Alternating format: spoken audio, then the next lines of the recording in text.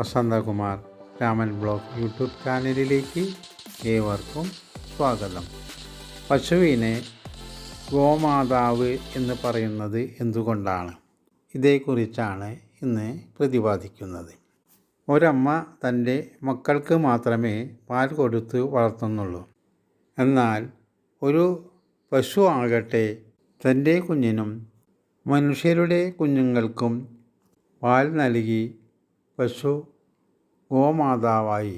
മനുഷ്യക്കുട്ടികൾക്ക് കൊടുക്കുമ്പോൾ പാലിൻ്റെ ഇരട്ടി വെള്ളം ചേർത്ത് തിളപ്പിച്ച് പാലിന് സമമാക്കി കുട്ടികൾക്ക് കൊടുക്കുന്നത് വളരെ നല്ലതാണ്. കുട്ടികളുടെ ശാരീരികവും മാനസികവുമായ വളർച്ചയ്ക്കും പശുവിൻ പാൽ വളരെ ഉത്തമമാണ്.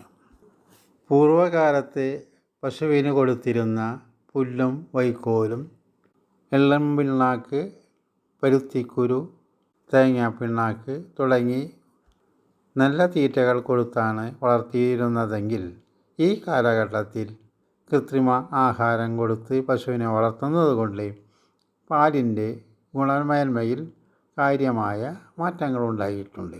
പൂർവകാലത്ത് പശുവിൻ പാൽ ഒരു സമീകൃത ആഹാരമായി കരുതിയിരുന്നത് ഈ കാലഘട്ടത്തിൽ ആ അവസ്ഥ മാറി. പശുവിൻ്റെ ചോരയും നീരും ഊറ്റിയെടുക്കാവുന്ന രീതിയിലുള്ള തീറ്റകളാണ് ഈ കാലഘട്ടത്തിൽ കൊടുക്കുന്നത്.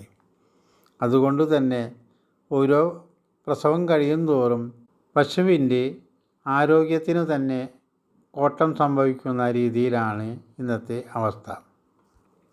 പശുവിൻ്റെ എല്ലാ വസ്തുക്കളും ഉപയുക്തമാണ്.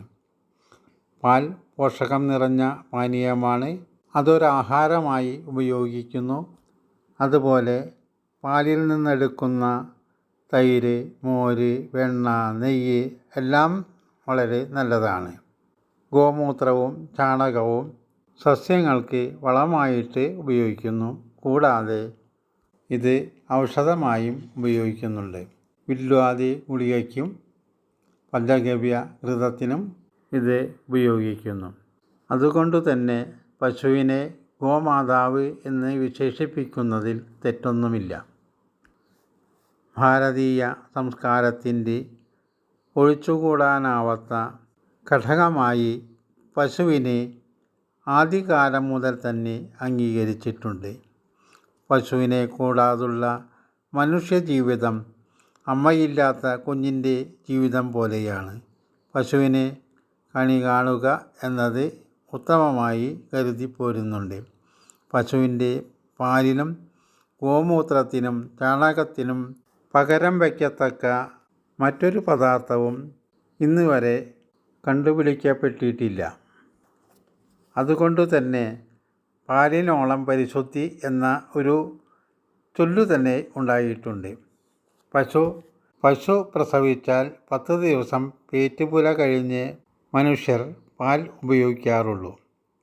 ആ 10 ദിവസം ലഭിക്കുന്ന മഞ്ഞപ്പാൽ പശുവിൻ്റെ കുട്ടിയുടെ ആരോഗ്യത്തിനും പ്രതിരോധത്തിനും പശുക്കിടാവിനായി നൽകുന്നു. എന്നാൽ ഈ കാലഘട്ടത്തിൽ ശുചിത്വാചരണം തീരെ ഇല്ലെന്ന് തന്നെ പറയാം.